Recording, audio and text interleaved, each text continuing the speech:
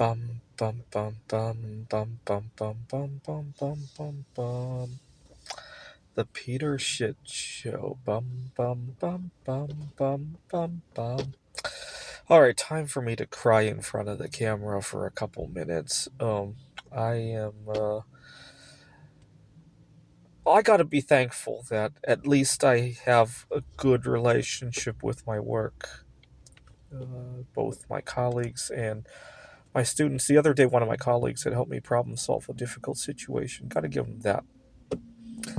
I have good relations with my students. I gotta clarify something though. One of my viewers kept laughing about how I was quote unquote dating a 17-year-old student. I have good rapport with the student. Yeah, I like to brag that it's a date. It's really the student looks up to me and asks me for guidance on all sorts of things outside of the classroom, including her fun projects and her looking for her first job and all that. Now, between me and the buddies, yeah, I went on a date with a 17-year-old. I stretch words a little bit. Okay, let's just get that out of the way. But the other part of the equation is that I I'm driving a car that I'm not familiar with. I don't have a backup camera.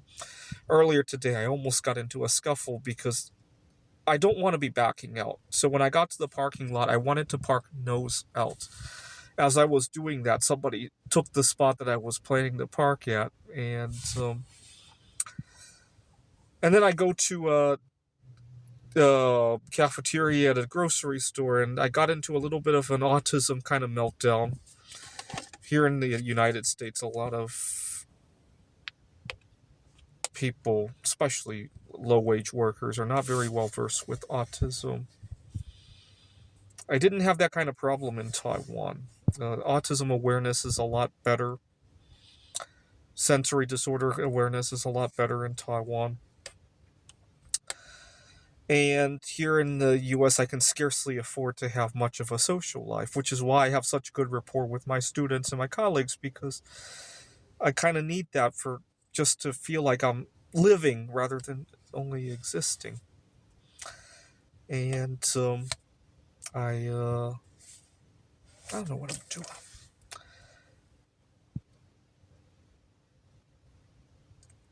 I This morning when I woke up, for some reason I was disoriented and I almost had a momentary amnesia. I was like, I had come home from Taiwan last week, but I thought I was still in Taiwan. For a moment, I had amnesia. I couldn't even remember who I was.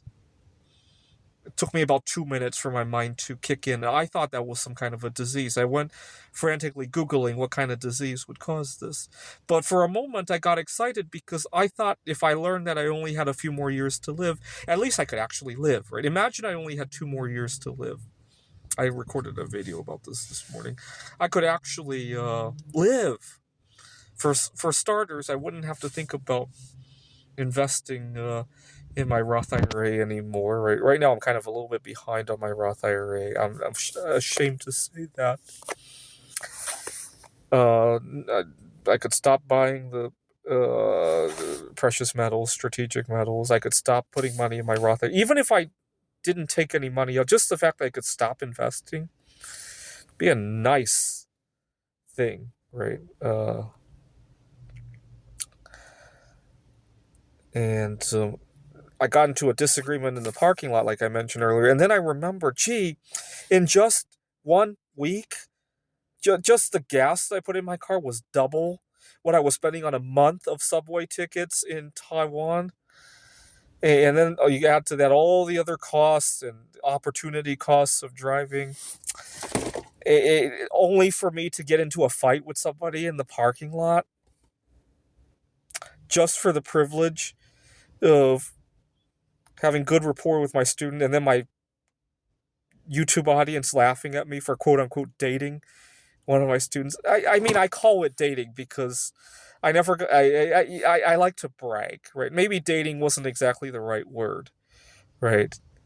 Uh, No, I think it is the right word. It's just that Americans have a big misunderstanding between Americans seem to confuse dating with sex, romance, right?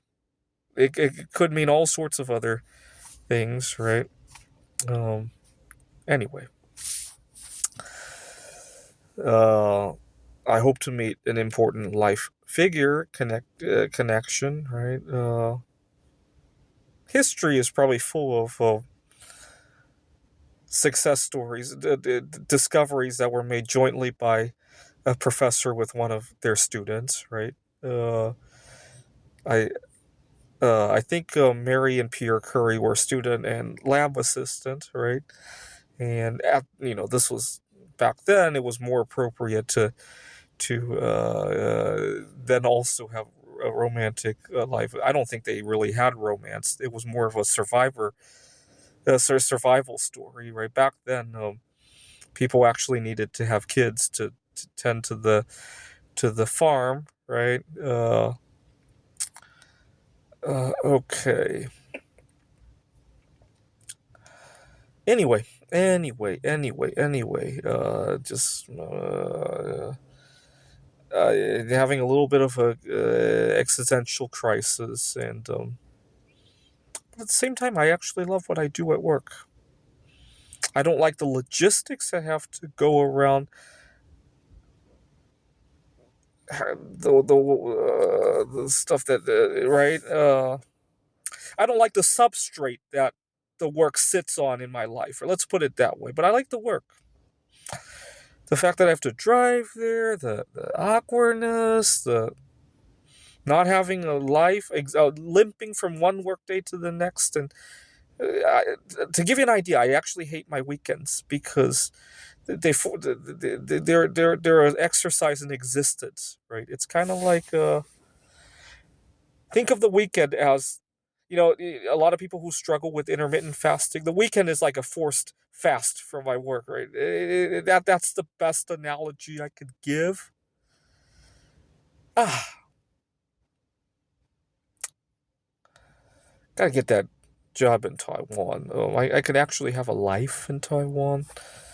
The hostel I was staying at, there are long-term residents there, and it's full of life.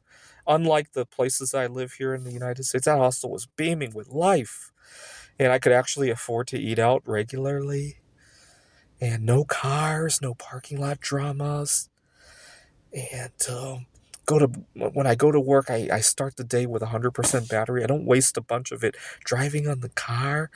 I get to start the day with a speed dating event, i.e., a subway ride where I get to have conversations with people.